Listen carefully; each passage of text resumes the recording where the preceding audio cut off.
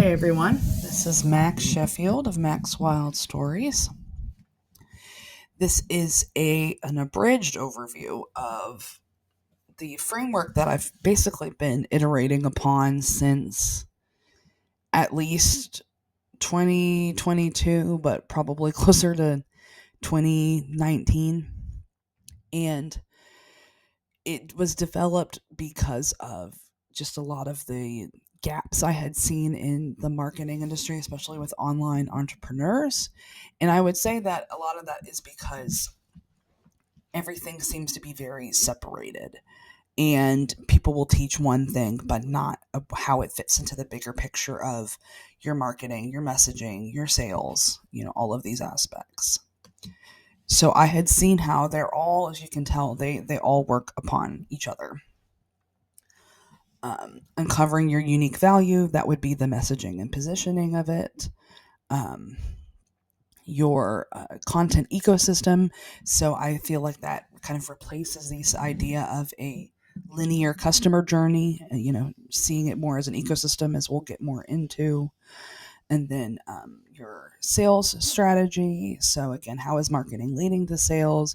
How are we giving people a way to work with us, but also balancing, being, very, we don't want to be manipulative in that way, or,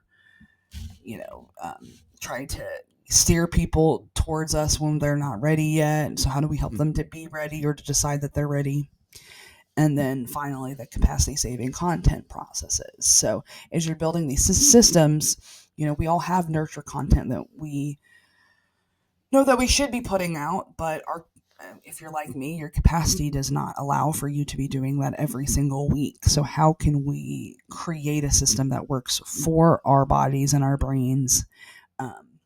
It doesn't require us to be on all the time. And I think that part is super important, because you're going to be building out these systems, but you're going to probably be doing it in a slow and steady pace. And that's okay. Like, that's it, to be expected.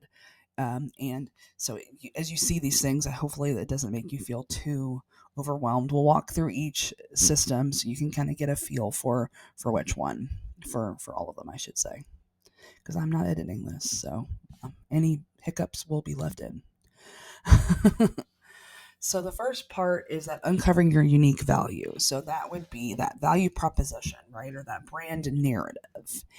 And I came to this because I pursued self-employment, because I was the only trans person, the only non-binary person in my organization. They very much botched my coming out, and basically I left in tears, not knowing if I would come back.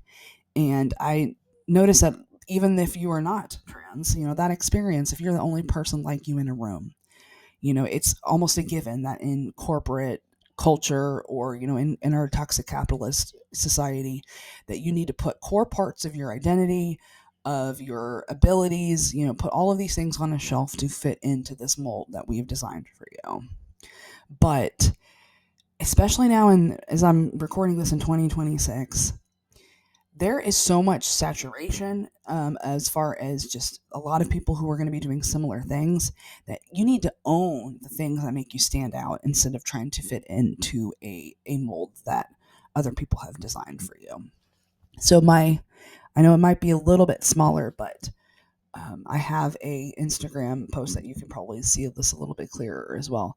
So the top half of that is like the identities, or things that are kind of more innate to you. So that would be your core values, what your purpose is. That would be some of the natural creative strengths that you possess. And towards the bottom are your story. So things that you have gained along the way, right? So your lived experiences, that lineage, that inspiration. So people you have learned from, or, teachers or education that you have pursued. Most people that I work with are, highly educated, maybe not in a formal way, but maybe they have pursued certifications. They've been mentored, they have all these different things that are a part of that lineage, which is something that I have heard through Kelly Deals. I want to call out part of my lineage. And then reflecting your client's journey. So we'll go into this a little bit more as we hit the second pillar or system. But our journeys often reflect or are very similar to the ones that our clients are experiencing, at least in some of those key moments. They'll be able to see themselves in that journey. And then, of course, in that middle frame point, is to me, that's where the expertise intersect, like the story and the identities intersect, right? So from these things, from your strengths, from your lived experiences, from of the innate and the learned, how does that inform the modalities that you use, the frameworks that you have either used or have created yourself?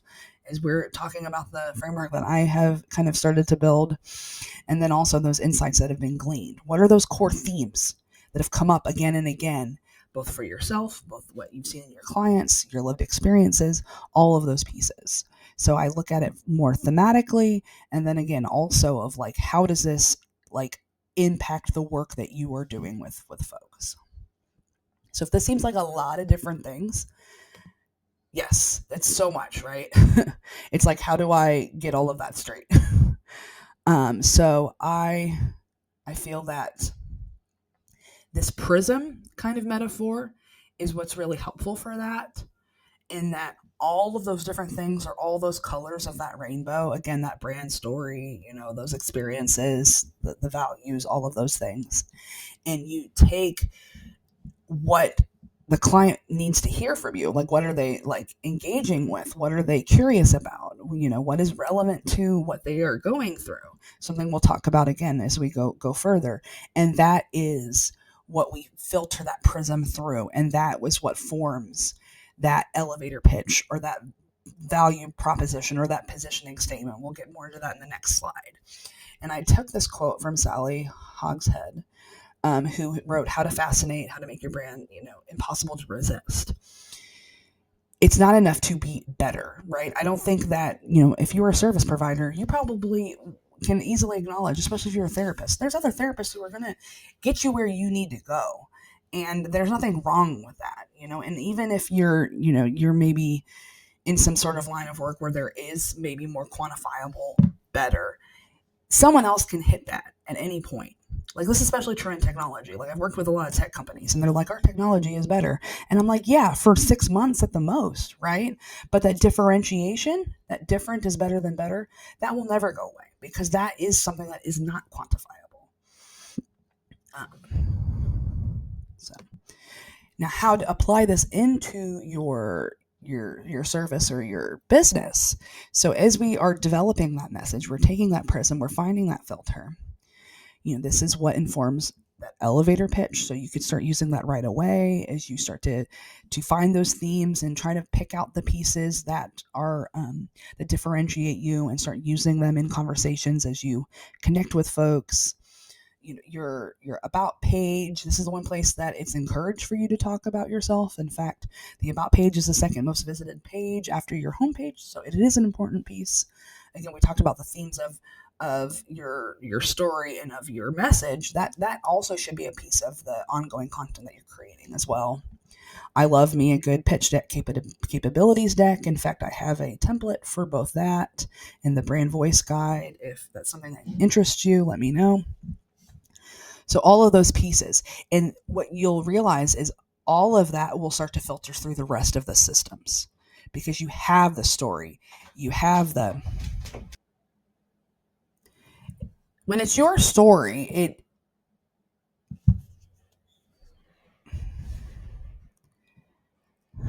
sorry, I got sidetracked. That should make the things that come after it, like your content, it differentiates it. It shows that you have a unique voice, a unique perspective on some of the same topics that other people are having. And especially in the sales environment, right, where people are probably actively looking at multiple people in your industry, which again, they should be doing. They should be making the best decision for themselves. You can say, hey, this is who I'm a good fit for. This is who I am maybe not a good fit for.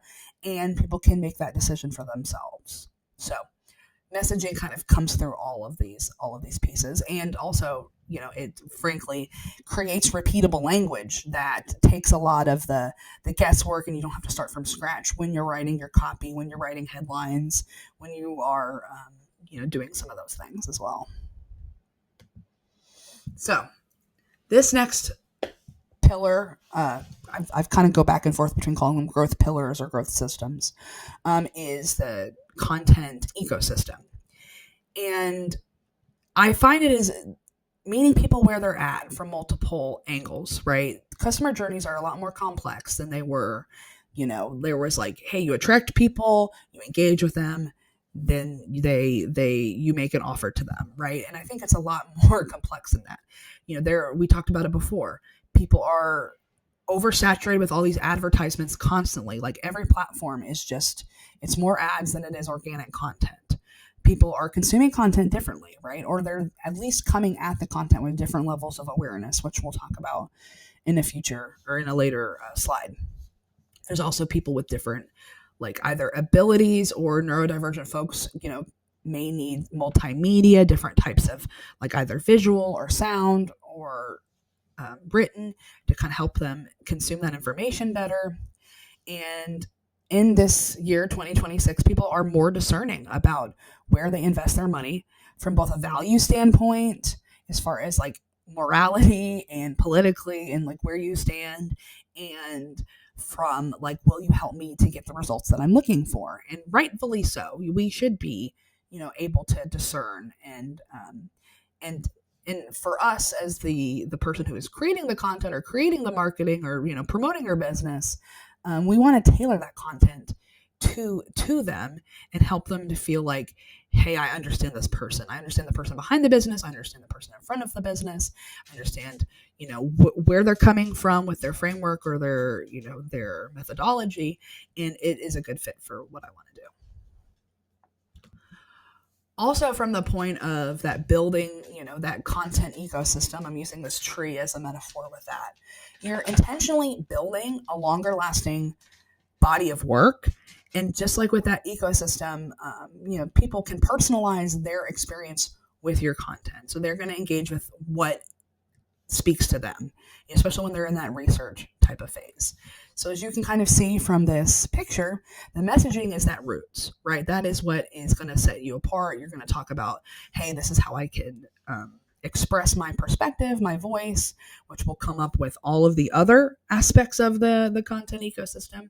So I put towards the bottom framework. So like I'm doing this little bit of a workshop, your website copy, that we'll talk more about flagship content series in a later slide. I keep saying that. So this is what explains in a very depth way, right? Instead of going from the surface level, like the social media, the reels, the clips, and trying to expand, go deep, and then start to kind of filter it up and go a little bit more either shorter or like vary the formats of the content.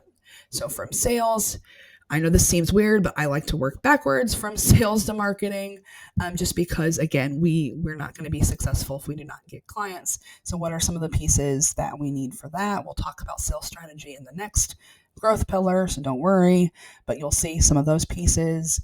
And then finally into that nurture, which you can be doing throughout, but I feel like as far as having repeatable nurture content, I wait till the end, till all of the other systems are built. That's why the capacity saving content process is the fourth and final one of these systems. And that is the pieces that we often think of. You'll notice at the very, very top of this tree, it says engaging with community. That is one piece that I think will, you can continue to do in whichever way feels good for you throughout that, as far as commenting, collaborating, sharing, just talking about what's going on with you personally or what your thoughts are. Anyone can post like a story or some sort of like shorter or thread or something that is short, even when you're working on the bottom pieces of this content ecosystem. So we're personalizing the experience with their content because, so I have spent many years getting certified as a health coach, but what really helped me with that I still use to this day is the understanding behavior change from a psychological perspective. And I trained in the trans-theoretical model of behavior change, which is very, very long, but I'll give you the Cliff's Notes here. We are resistant to change. There's a reptilian part of our brain that thinks that Keeping things the same, even if it's not good or healthy for us, is how we stay alive. So anything that will get us out of that equilibrium, out of that homeostasis, is something that our reptilian brains will try to avoid as much as possible. So, that science shows that, even when a reality is unpleasant, we're finding a way to put it off. Oh, I'll do it January. I'll do it next Monday. I'll do it when I have X. We're always looking for a way to be like, no, I won't change my life. And which is unfortunate for us transformative service providers, is in a lot of ways, we're trying to work against that tendency in folks' brains, because we want what's best for them. Part of our service that we do with folks is to help them transform their lives, their health, their careers, their communities, maybe their spirituality, their relationships. And like I said, we're kind of coming up against that, where like they want to change, but their brains are so resistant to it, and we're trying to help them along. So I took some of the pieces of that behavior change model, sprinkled in some hero's journey, all of those different things. And here's like a mini framework. I have a few mini frameworks within frameworks. And I took those pieces of like feeling the symptoms, being like, something's not right. It's uncomfortable, but I'm not there yet. And then the red flags, that check engine light of, okay, the equivalent of my car is making a really weird noise and I probably should go get it looked at, but maybe I'm just going to turn up my radio instead. That crisis where it's really hitting the rubber to the road. We're really figuring out, hey, I'm heading down a really bad outcome. I need to pull out of this tailspin. And then catalyst is the crisis to the catalyst point, is that almost dark night of the soul-esque type of thing of like, what is happening to me right now cannot continue. Like I am at a point where like something's got to give. I have to change. Like we don't want people to get into this bad crisis catalyst point, but that's just kind of how our brains are a lot of times. It won't be. I've known many a family member who did not go to the doctor to get looked at until they had a heart attack, or until they were hospitalized, until there was something in their life that was like what you were doing is putting you in a place that you're not going to be able to come back from. And that is when people really start to feel very motivated to change. So there's ways that in our content that we can not put them in crisis, but to see them where they're at, vary the type of content to hit these different stages, and be able to help them like feel seen, feel understood, show when you or people that or other clients have been in these types of positions, and show them what is possible with the change, right? Realize that there is a new way to go about things. This isn't a personal failure on their part, right? This isn't something this is part of our nervous systems that protected us millennia ago. This is definitely a slide that'll get its own article, its own video. So if this is me going through it really fast, this is kind of what I want to leave you with. Being able to identify and express the catalyst moment for your clients. Being able to help them flip from, I don't think I can change, I don't think I can change, and then motivating to being like, no, the change is what's going to make it so that I can do what I'm trying to do. And like I can hit my goals, my aspirations, my dream outcomes. I can transform in the ways that I'm looking at. One thing I learned in marketing school when I actually did messaging strategy was that the recipient of the message is equally important to the messenger, the person like you, or the message itself, right? So even if your marketing is spot on, it's not necessarily going to be effective until that person is really ready to hear it. And I know that can be discouraging to you, but in many ways it should feel hopeful, because there's going to be many people talking similar things as you. But often it's, hey, you hit that person at the very right time, at the right spot, that resonated because of your story in a way that maybe it hadn't before, right? There's so many things in the personal development world that a lot of people are saying the same things. Nothing wrong with that.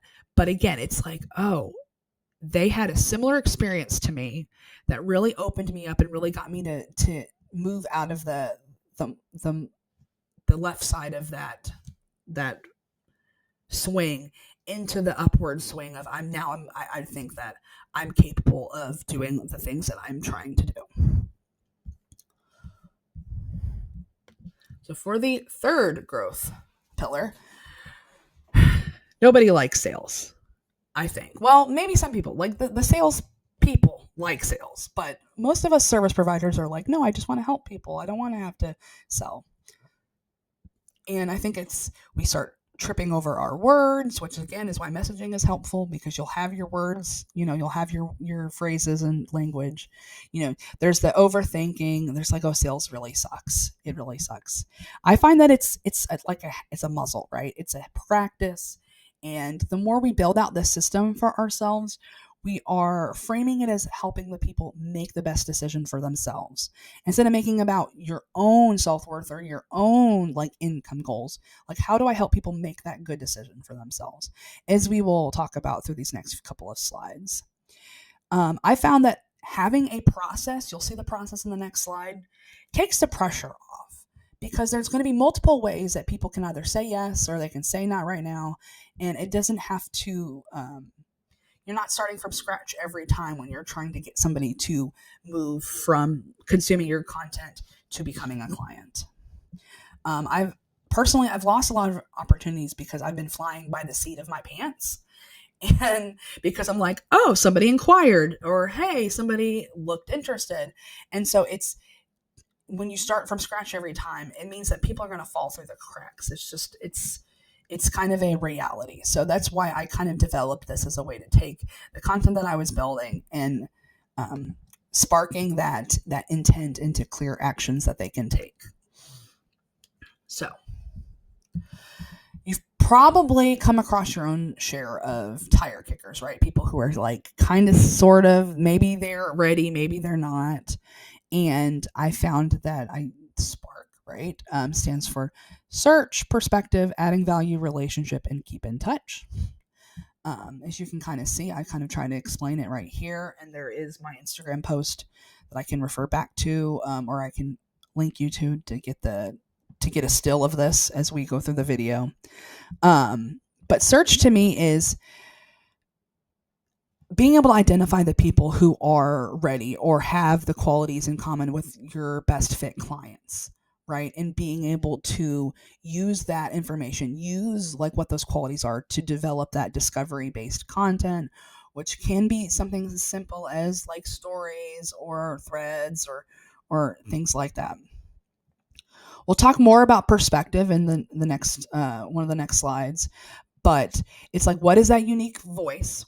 How can we talk about like what the process is that you take people through? And again, going back to that messaging, this is where this filters in. What is the framework and methodologies? Where does the identities and the stories intersect?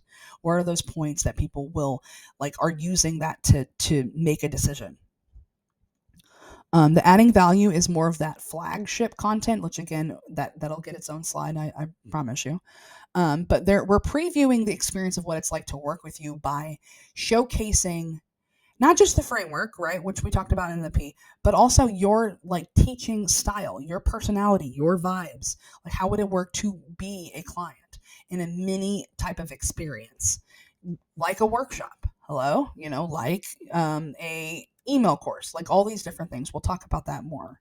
And then building the relationship, remembering to clearly make an ask, right? Share next steps. And then by keeping in touch, we're like, here's how to work with me. But if you're not ready yet, like what is the way to stay in that ecosystem because you're not ready yet and you're saying not right now? And I feel like that deepens the connection and the trust, because if you're making it like you must do this now, people will rightfully be repelled by that, or at the very least be like, well, I'm not ready. I should maybe stop engaging with their content because I'm not ready. So you give someone a way to stay in that ecosystem. And I think that's really helpful for us too, because we're taking the pressure off of like, hey, you can either work with me in this way, or if you're not ready, I have a Discord server, or I have a YouTube channel, or I have XYZ that we can talk through.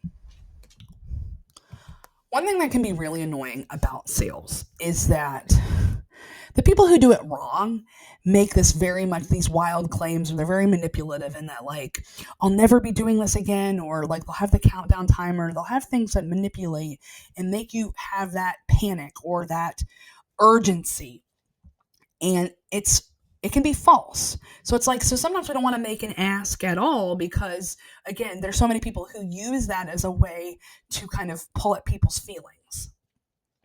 The way that I kind of reconcile that, with my clients and with myself, is that, again, we talked about in the last slide, you have a way to say not right now. There's those preview experiences should be free, or at least very low barrier to entry, and it's not fluffy. It's not just like you've been on a webinar that where it was like, we're going to teach you a thing, and then they don't, and then it's like 55 minutes of just selling. Like, that is not okay, because people came for something and now you're baiting and switching them. Do not do that kind of thing in your preview experiences. Give them some sort of real mini result towards what they're trying to accomplish, towards their desired result. Being upfront about scarcity. Sometimes scarcity is real because if you're like me, you're neurodivergent, you're disabled, you're chronically ill, you don't have endless capacity. You are not a corporation. You are one person. So if, there is some amount of scarcity that is very real. If you are,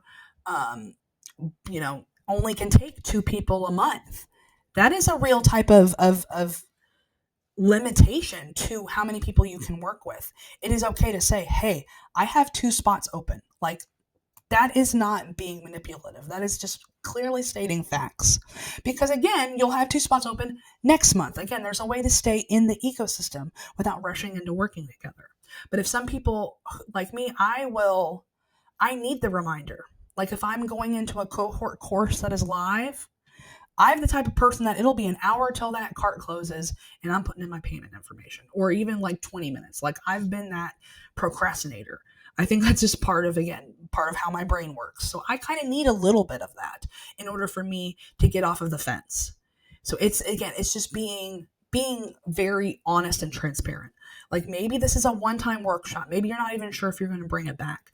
Maybe this is something that you're just doing a beta test. So maybe it may not become a regular rotation in your offers. Maybe it's something that you have done before and now you're retiring. Like that, if that is real and you don't bring it out of nowhere, or you have a way for people to engage upon it in a different way, just be very transparent and clear about that. I use that with a sprint. I'm like, hey, I'm going to be doing other sprints, but I'm not going to be doing this exact topic until maybe next year. Like, that is scarcity, and that if you want to do this particular topic, you should probably engage with it right now. But if this format is something you want, then maybe if the topic is not right for you, another one will be coming next quarter. So again, having that honesty and that transparency built in to the sales page, into however you are talking about it with the other person.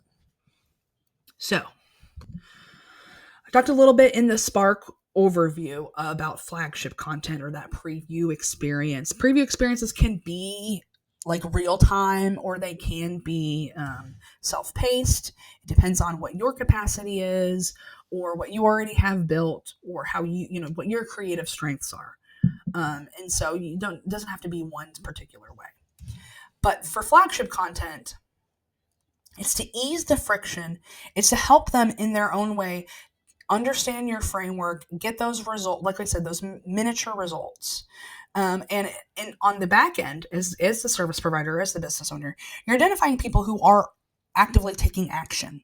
And usually those folks are ready to get those results that you deliver, those transformations, because they are in the action point. They are in that catalyst going towards maybe that epiphany point, which, again, if you need a close-up of that, or like I said, I'll go into that more in a different video. So how I structure pretty much all of my content, but especially my more in-depth flagship content, is very much a story structure type of way. What provokes their curiosity, hooks them in a non-sleazy way. We'll get to that at the very end of this, what do you call it? My liney, my curvy liney thing. I don't know. whatever this is called. Establishing the stakes, right? Like a good story that we engage with in binges tells us what is at stake for the person. And this is not to make it feel like, oh, if you don't do my content, your family life will implode or whatever. But it's like, hey, if you have, it's just part of that landing page copy, or it's part of the content of like, hey, if you have, and you can use very clear, tangible moments that are going on for them. If you've lost your shit on your kid for the 10th time today, or, or if you have, just using that, it's helping call them in and like identify of like, hey, you're in the right place right? Have you seen that in webinars a lot? Like all they're doing is showing like, hey, this is the people who are going to get the best results. And because they have these moments in common and they know what they are trying to accomplish and what is currently going on, what their current struggles and what is at stake for them. Resolving the tension is more of the like educational piece of that, of helping them like, again, get through that transformation arc that we talked about earlier, helping them see the different pieces that maybe like, again, how this is built is like resolving the tension is like everything is interconnected. And that can be very intimidating at times, but also helps take the pressure off because everything we're building is leading into itself and making everything that comes after it easier. The resolution is what sets apart a hook from clickbait. Like a bad hook or an unethical hook is a bait and switch. You wanted to come here, but we're going to show you this. Resolution brings it back to the hook and make sure that whatever we promised or whatever curiosity we provoked, we resolve it. We answer that question, and preferably we give them something actionable that they can do afterwards, that they can apply this to. And then, of course, that call to action, it's not always sales worthy. Although, again, with flagship content, if it's nice and meaty and people have been taking action, you have earned the right to ask for the sale at this point. If you have given them real results with this content, it's natural that they're like, what's next? What can I do next? And you can offer, hey, this is how I work with people. You have developed that trust currency with them to the point to do that. But again, vary the calls to action. It's important to do that. Again, other ways to engage in that ecosystem. We've talked about it a little bit, but I just wanted to kind of go through of some of the types of the flagship content, workshops, office hours, maybe a brand community like Circle or Discord or School, maybe a quiz, a private podcast. I see a lot of folks doing private podcasts right now, which seems to be very effective right now. But this part will trend, right? There are going to be different trends. It's going to be more about what translates well with the type of work that you do. What are your strengths? So looking at, or what comes easier to you, what do you already know, or what have you already built? We'll talk about that in this final system. And so that will be how you kind of help decide that for yourself. So finally, we're going into this one, capacity saving. Don't worry, we're almost done. I know this felt longer at first anyway. So a lot of people want to talk about having content consistency, having that strategy or that plan or that calendar. But the problem is we're often planning based on like this ideal version of ourselves that is just not the reality. Even if we weren't neurodivergent, even if we weren't disabled, even if we weren't chronically ill, even if we weren't parents and all these things, that is not the reality. So it's kind of being more realistic with ourselves and not putting too much pressure on ourselves and finding ways to simplify, streamline, and find the ways that work with our capacity and not against it. Everything that I have seen with like planning systems, there's almost this built-in assumption that your capacity and your energy are going to stay the same week in and week out. There may be places to mark like your day off or things like that, but it's usually,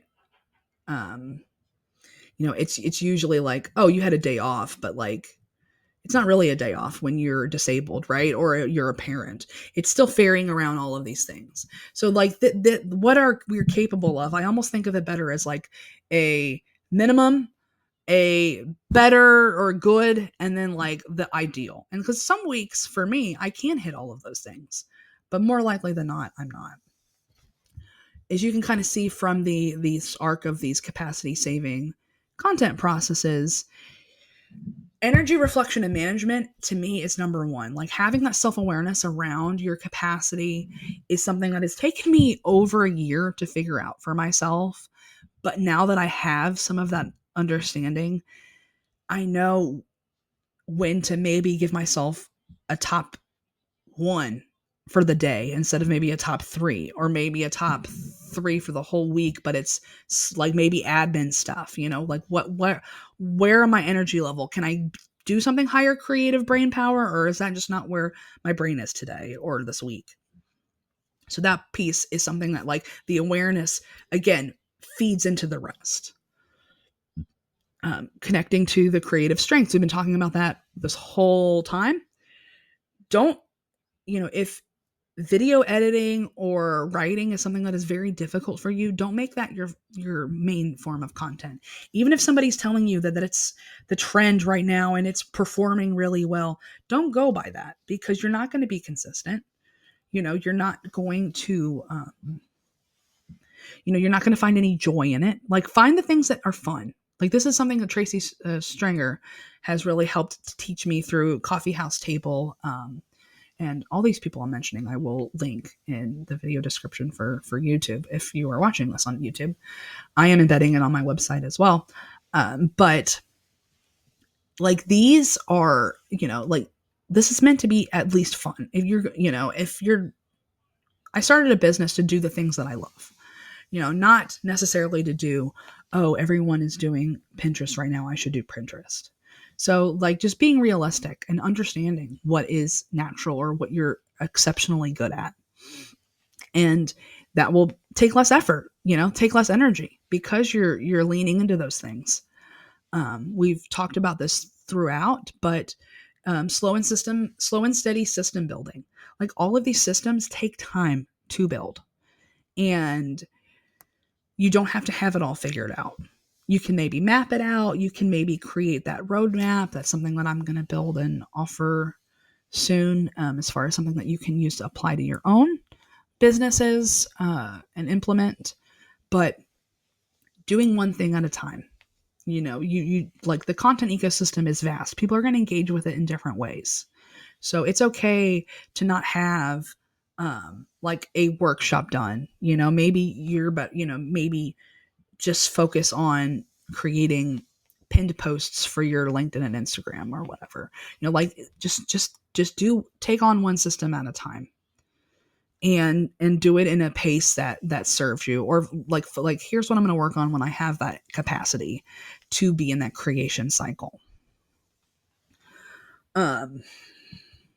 This is so small for myself and it's not showing me on my screen. Yeah, so another piece of it is what you already have built, right? That content, I can't read the yellow right off because it is so very small. But I'm going to jump over to content asset library, because this is something that often gets missed. And I do this all the time with clients. There's so many things that you have already built. You've already created probably a lot of opt-ins. You've probably created lots of email sequences. You've probably created all of these things that may not work in the form that they are now, but if you have them all in one place, you can take from them. You can use those to at least to perform the basis. Because my goal, as you're doing this, as you're in that capacity saving content processes stage of building some of these systems, that you are never at any point starting from scratch. That is the goal. Do not start from scratch, please. because that is what takes the most energy, that takes the most capacity. And that's often what our, capitalism is telling us that we have, right? It's telling us to keep creating more, to chase the new trends, chase the new formats, chase the new tactics. And we ourselves have way more that we have already taught. And there's some days where it's like, what's the minimum viable? That is what it is. Minimum viable promotion. What's the minimum viable thing that I can put out? What is something that maybe was a greatest hits a year ago, or maybe didn't get seen by many people, right? Like sometimes it's just the wrong time of day, the wrong day of the week for the algo. What if I can bring something back up? In fact, social media even rewards that at times. It's like, what can I bring up when my energy is low? What is the minimum viable thing? Like maybe it's taking a picture and putting a caption on it and posting it to stories. I know I keep using that as an example, but it's like that takes 60 seconds. That's okay. That is not long at all.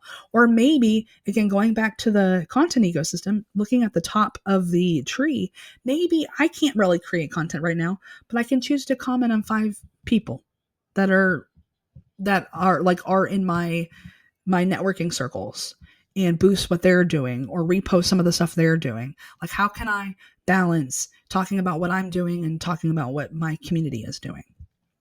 So there is, there's so much more than what we have been taught as far as this is how you market, this is how you sell, this is all of these things. Do the way that works best for you. And as we're kind of saying all along with this minimum, viable, I need to create this vast ecosystem like Max just told me about, and I need to have a flagship content, and I need to have an email sequence, and I need to have,